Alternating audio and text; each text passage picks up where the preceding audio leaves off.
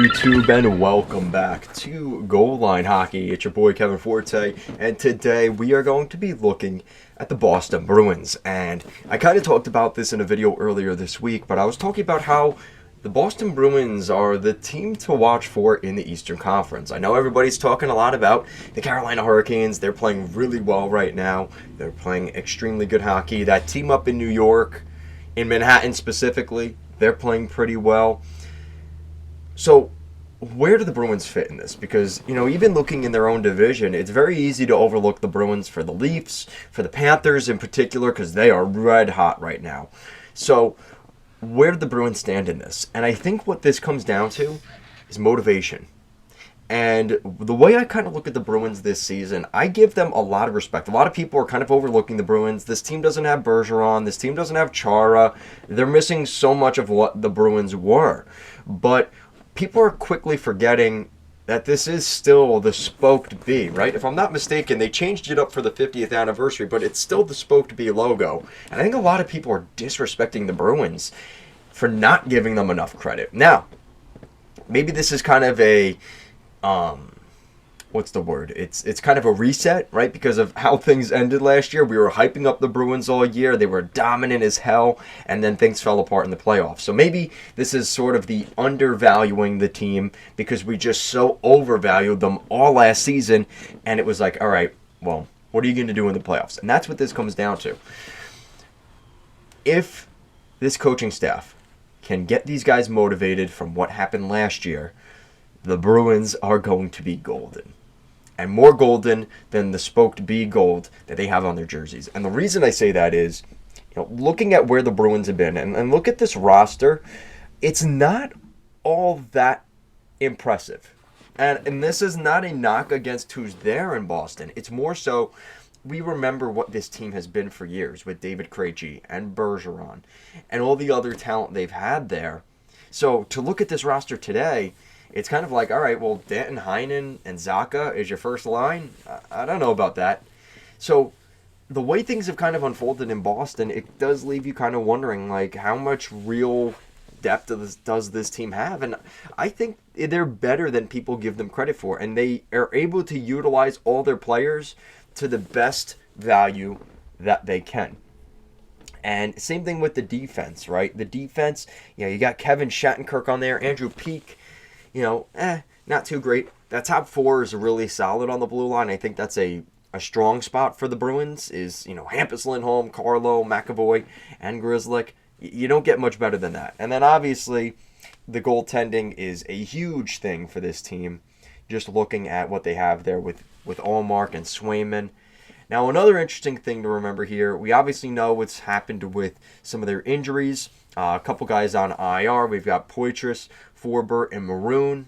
Some are longer term than others. Luch, the whole situation around Lucic has been kind of up in the air. But between the top four defense and the goalie tandem of this Bruins team, that is the stronghold of the Boston Bruins. And when we talk about the Boston Bruins, you cannot talk about the Bruins without talking about those two specific factors. Because you look at the forward group on paper, right? You look at the starting lineup and you're like, all right, that's a beatable team, right? But then they come out on the ice and they just gel well together. They get the depth scoring that they need. And those other factors of goalie and defense are just so good. And again, maybe in a 7-game playoff series, maybe that doesn't work for them. But for what we've seen from the Bruins so far this season, it's kind of hard to point out. This is the team that can win. And you look at their record, 41, 14, and 15. So they're kind of like the Islanders, the overtime loss merchants. But, hey, listen, they sit first in the Atlantic Division, so they must be doing something right. Now, as usual, they're in the top 10 for goals for and goals against, and that is something worth mentioning. I do like to look at that because that does mean something.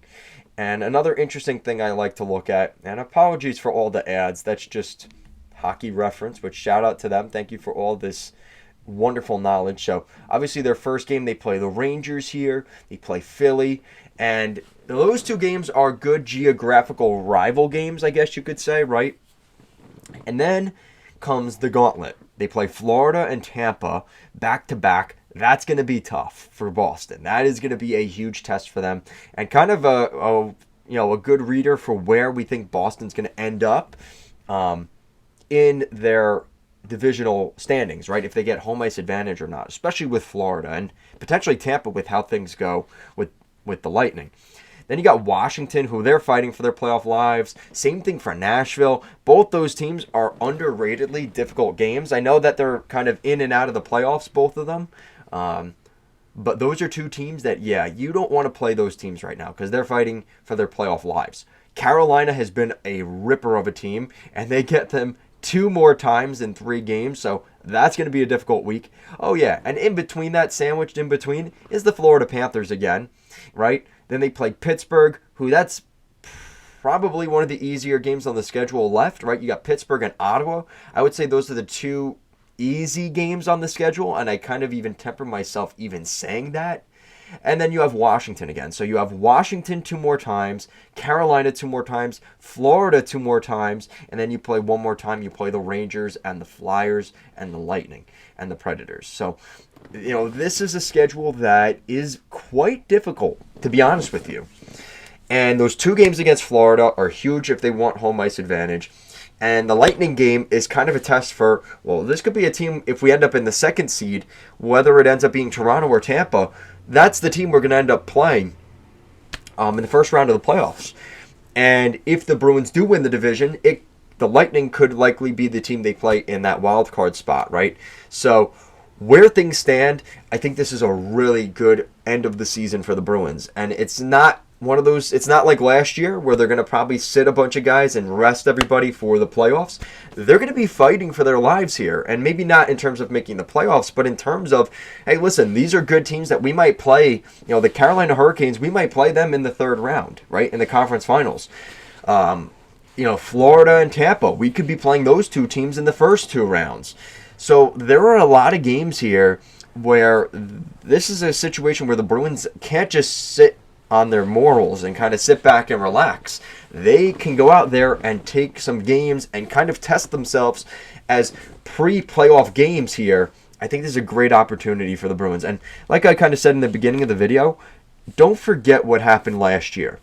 I think that's going to be a strong point for the Bruins coaching staff, something they're going to bring up numerous times, because this is a team that was supposed to do so much more last year. And now that maybe the expectations are a little bit tempered this year, that's the best spot for the Bruins, because now they can worry about playing their game, not so much attention drawn to them, all the moves they made at the deadline, and winning the President's Trophy, and is this going to be the curse? Nobody's talking about that for the Bruins. I think that's the best thing for them. They're just going to go out there, they're going to play their game, and we'll see how things go, and I think that's a good thing for them. So let me know what you guys think in the comment section down below. Do you think the Bruins could catch some teams off guard this year, or do you think, they're the Bruins. They're the big bad Bruins. Everybody respects them. They understand where they sit. Let me know what you guys think down below. Guys, as always, thank you so much for watching, and I'll see you again in the next one.